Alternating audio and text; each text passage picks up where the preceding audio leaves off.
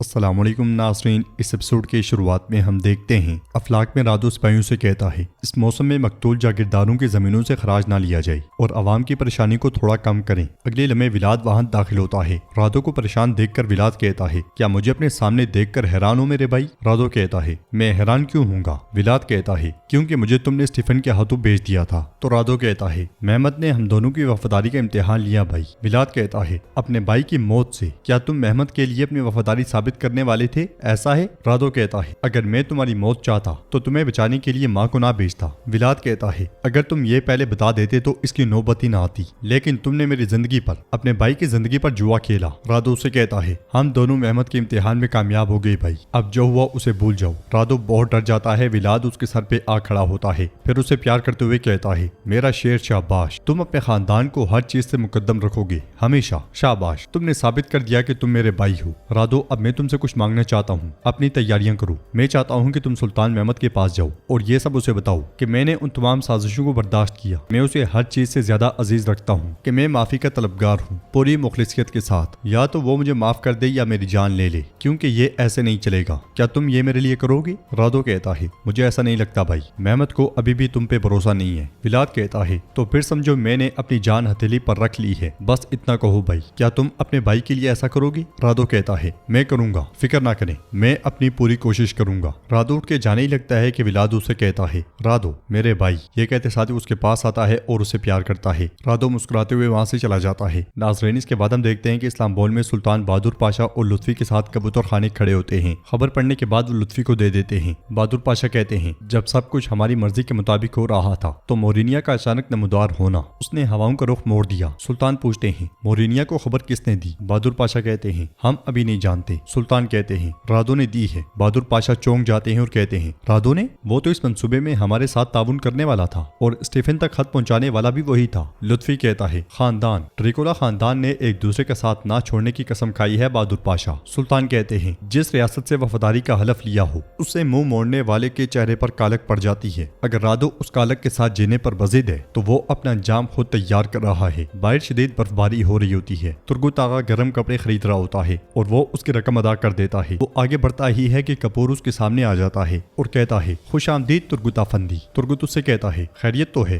راستہ کیوں روکا ہے؟ تو پیچھے سے آنے والا شاہن کہتا ہے سمجھو کہ روک لیا تو کیا ہوا؟ ترگت کہتا ہے اکڑ نہ دکھاؤ، دفع ہو جاؤ یہاں سے۔ کپور کہتا ہے تم ہمیں دفع ہونے کا کہہ رہی ہو، لیکن میں تمہارا قد چھوٹا کر دوں گا، زمین کے کیڑے مکوڑوں کی خوراک بنا دوں گا، ہمارا تم سے کچھ کام ہے، اب بکواس بند کرو اور آگے چلو، دوغان پاشا تمہارے انتظار میں ہیں۔ ترگت کہتا ہے ہم نے دیکھا ہے تمہارے پاشا کو، کیسے ہم نے اس کا تعلق اوجاگ سے کاٹ دیا، تمہارا وہ پاشا دعا کرے کہ شہزادہ باعزت آ گیا، ورنہ ہم نے اس کی کھال ادھیڑ دینی تھی۔ ویسے وہ تمہارا پاشا کتنے کلو کا ہے کہ مجھے اپنے پاس بلا رہا ہے؟ پیچھے سے شدید غصے میں دوغان آگے بڑھتے ہوئے کہتا ہے میرا اکیلا سر ہی 30 کلو کا ہوگا۔ یہ کہتے ساتھ ہی وہ اسے دبوچ لیتا ہے اور اسے سیڑھی پہ پٹخ دیتا ہے۔ ترگت بے ہوش ہو جاتا ہے۔ شاہان اور کپور دوغان کے اشارے پہ اسے ٹھکانے کی طرف لے جانے لگتے ہیں۔ ناظرین، اس کے بعد ہم دیکھتے ہیں کہ جانشری محل میں مشقیں جاری ہوتی ہیں۔ محمود پاشا حسین کے ساتھ آگے بڑھ رہے ہوتے ہیں اور کہتے ہیں امکان ہے کہ بوسنیا میں ہمارا مقابلہ قلعہ بندی سے نہیں بلکہ میدانی جنگ میں ہوگا، لیکن میں دیکھ رہا ہوں کہ سپاہی سست ہو گئے ہیں۔ حسین پوچھتا ہے آپ کا کیا حکم ہے وزیر اعظم حضرت؟ تو محمود پاشا کہتے ہیں سب کو جمع کرو، جنگل میں لے جاؤ اور اچھی طرح مشق کرواؤ، جنگ کے میدان میں چست رہنا ضروری ہے، اگر کوئی اور کام کرنا ہے تو اپنی ہاتھ پہچان کر کرنا ہو۔ حسین پوچھتا ہے وہ کس لیے پاشا؟ تو محمود پاشا کہتے ہیں ایک تو حسین تم نے ایک کام کیا اور ہمیں اپنے پیچھے لگایا، ہمارے ہاتھ کیا آیا؟ کچھ بھی نہیں، اور تو اور ہم اپنی پگڑی اور سر سے بھی ہاتھ دھونے والے تھے۔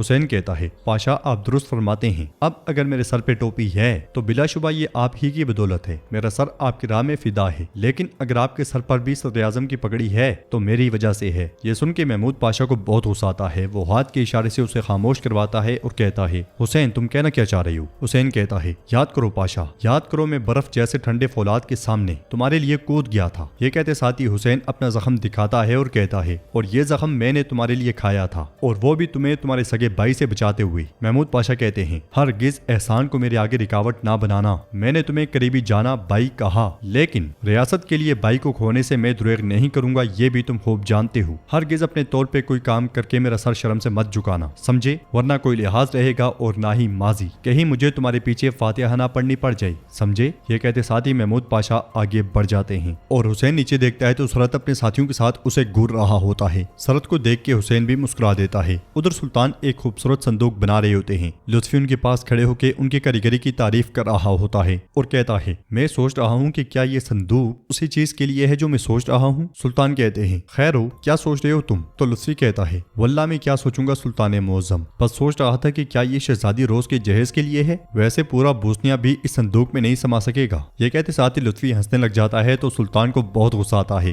سلطان اس سے کہتے ہیں لطفی اس میں تمہارا سر سما سکتا ہے۔ یہ سنتے ساتھ ہی لطفی ڈر جاتا ہے تو سلطان اس سے کہتے ہیں مذاق کر رہا ہوں تم سے، تم ڈرے تو نہیں نا؟ لطفی کہتا ہے نہیں نہیں استغفر اللہ، میں کیوں ڈروں گا۔ یہ کہتے ساتھ ہی لطفی اپنا پسینہ صاف کرتا ہے اور مزید کہتا ہے سلطان معظم ہم دوست ہیں، کیا ہم نے ایسا نہیں کہا؟ سلطان کہتے ہیں بالکل، خیر یہ روزے جو بھی ہے تم اس موضوع کو بند کر دو، اب بس بات تھی ختم ہو گئی۔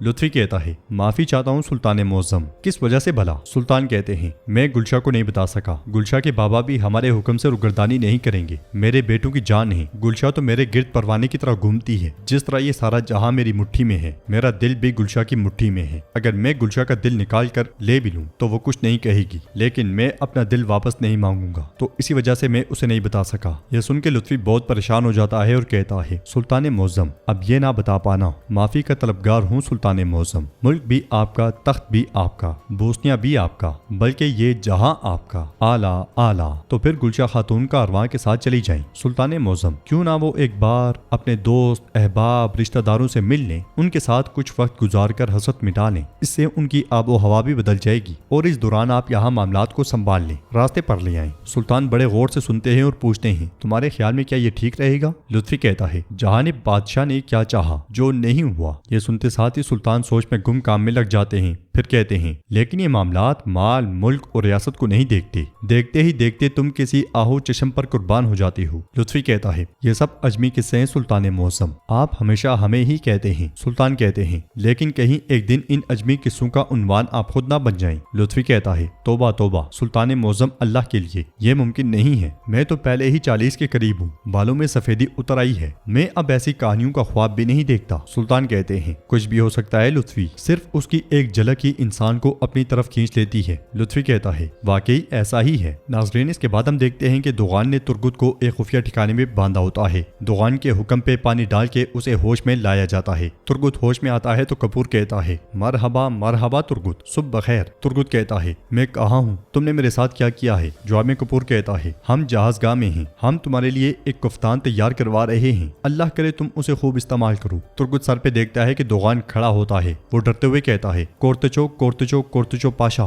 برائے مہربانی مجھے معاف کر دیں۔ دوغان غصے سے کہتا ہے خاموش ہو جاؤ، میدان میں بہادر اور تنہائی میں معافی اکٹھی نہیں چل سکتی۔ دوغان ڈنڈا اٹھاتا ہے تو ترگت کہتا ہے میرے پاشا میں نے کوئی غلطی نہیں کی، مجھے معاف کر دیجیے۔ دوغان کہتا ہے تم نے مجھ سے جھوٹ بولا، تم نے مجھے دھوکہ دیا، میرا نام داغدار کرنا چاہا۔ ترگت کہتا ہے میرے پاشا میں نے کچھ غلط نہیں کیا۔ دوغان کہتا ہے میں نے اپنے القاب، اپنے اعزاز میدان جنگ میں کمائے ہیں، صرف اس لیے کہ میں نے کفتان پہن لی، تم نے سمجھا میں نرم پڑ گیا ہوں تو تم نے میرے پاؤں کاٹ دیے اور مجھے جماعت سے نکال دیا، کیا ایسا ہے؟ ترگت کہتا ہے میرے پاشا مت کریں ایسا۔ یہ سنتے ساتھ ہی دوغان اس کے پاؤں پہ وار کر دیتا ہے اور اسے پیٹتا ہی چلا جاتا ہے۔ ترگت چیخ اٹھتا ہے۔ دوغان کہتا ہے رونا بند کرو، تم نے بہادری دکھائی تھی تو اسی پہ قائم رہو۔ ترگت کہتا ہے میں نے کوئی غلطی نہیں کی میرے پاشا۔ دوغان کہتا ہے دیکھو کہ دوغان کی قیمت کیا ہے، ذرا ترازو میں دیکھو، میں سب کو دکھاؤں گا۔ ترگت ایک ہی بات کہتا چلا جاتا ہے میں نے کوئی غلطی نہیں کی، اور دوغان کہتا ہے اس دنیا میں کوئی میرے خلاف سازش نہیں کر سکتا، کوئی میرے اعتبار کو داغدار نہیں کر سکتا۔